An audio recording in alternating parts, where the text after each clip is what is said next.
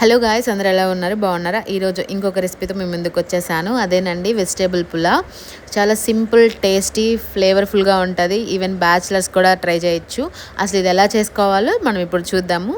ఇంకెందుకు ఆలస్యం, మనం ఇంకా ఈ రెసిపీని చూసేద్దాం. Let's get started.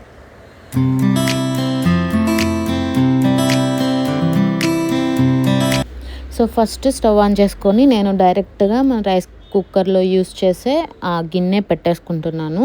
సో మనం మళ్ళీ రైస్ కుక్కర్లో పెట్టుకొని ఈజీగా ఉంటుంది, మళ్ళీ మార్చుకోకుండా వేరే గిన్నె. సో ఇప్పుడు రైస్ కుక్కర్లో నేను ఒక 3 స్పూన్ల ఆయిల్ వేసుకున్నాను. 1 స్పూన్ గీ యాడ్ చేసుకొని కొంచెం కాగిన తర్వాత మనం ఈ బిర్యానీ హోల్ మసాలా ఉంటుంది కదా, సో అవన్నీ వేసేసుకొని కొంచెం లైట్గా ఫ్రై అయిన తర్వాత ఒక 3 పచ్చిమిర్చి వేసుకున్నాను నేను. మీ ఇష్టం, కారం మీరు ఎంత తింటే అంత వేసుకోండి. సో దాని తర్వాత 2 మీడియం సైజు ఆనియన్ని కట్ చేసి వేసుకున్నాను. సో మీ దగ్గర బిగ్ సైజ్ ఉంటే ఒకటి వేసుకోండి, సరిపోతుంది. అవి వేగిన తర్వాత గ్రీన్ పచ్చి బఠానీ ఉంటుంది కదా, అది వేసుకోండి. అవి ఒక గుప్పెడు వేసుకోండి. సో అవి ఇలా ఎర్రగడ్డ వేసినప్పుడే మనం వేసుకుంటే వేగుతుంది, మంచిగా ఉంటుంది.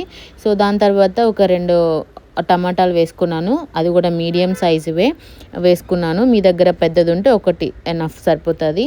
సో కొంచెం సాల్ట్ వేసుకుంటే టమాటాలు అవి మంచిగా మగ్గుతాయి అన్నమాట. సో కొంచెం మంచిగా కలుపుకొని మూత పెట్టుకొని ఒక 2 మినిట్స్ అలా వదిలేస్తే సిమ్లో అవి మగ్గుతాయి అన్నమాట. సో మగ్గిన తర్వాత మంచి కలిపి దాంట్లో నేను ఈలోపు సోయా చంక్స్ ఉంటాయి కదా, అవి హాట్ వాటర్లో మంచిగా నాకు కాసేపు నానబెట్టి బాగా పిండి దీంట్లో వేసుకుంటున్నాను. ఇవి కూడా వేసి మంచి కలుపుకున్న తర్వాత దీంట్లో అల్లం వెల్లుల్లి పేస్ట్ ఒక 2 స్పూన్లు వేసుకున్నాను.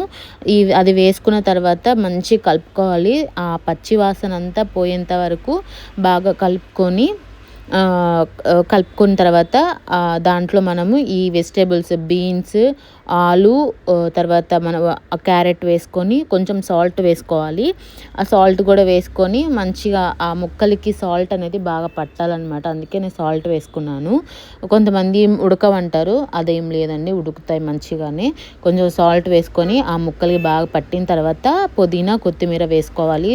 పుదీనా, కొత్తిమీర ఈ pulao, bagara rice, chicken rice, mutton, even ఏదైనా సరే వేసుకుంటే మంచి అరోమా, ఫ్లేవర్ని ఇస్తుంది అనమాట. సో అవి వేగిన తర్వాత దీంట్లో కొంచెం పసుపు, ఒక స్పూను కారం, తర్వాత ఇంట్లో నేను తయారు చేసిన గరం మసాలా ఆర్ ధనియాల పొడి ఒక స్పూన్ వేసుకొని ఈ మసాలాలు ఆ ముక్కలన్నిటికీ బాగా పట్టేలాగా మంచిగా కలుపుకొని ఒక 2 మినిట్స్ మంచిగా కలుపుకోవాలి. దాని తర్వాత మీ రైస్ క్వాంటిటీని బట్టి మీరు వాటర్ అనేది యాడ్ చేసుకోవాలి. సో మీరు మీ రైస్ని బట్టి మీరు వాటర్ యాడ్ చేసుకోండి. నేను బాస్మతికి 1కి 2 చప్పున వేసుకుంటున్నాను. మొత్తం నేను ఒక 2 కప్స్ తీసుకున్నాను. సో 4 కప్స్ వాటర్ వేసేసుకున్నాను. సాల్ట్ అనేది అడ్జస్ట్ చేసేసుకొని మనం మూత పెట్టేసి హైలో పెట్టేసుకున్నాను.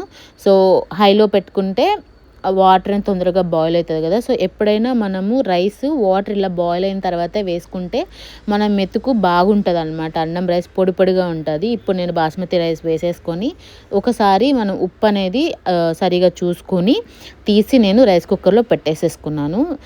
రైస్ కుక్కర్లో పెట్టడం వల్ల ఏంటంటే మనకి టైం సేవ్ అవుతుంది. ఒకటి ఈలోపు మనము రైతా కానివ్వండి, గోంగూర కానీ చేసుకోవచ్చు.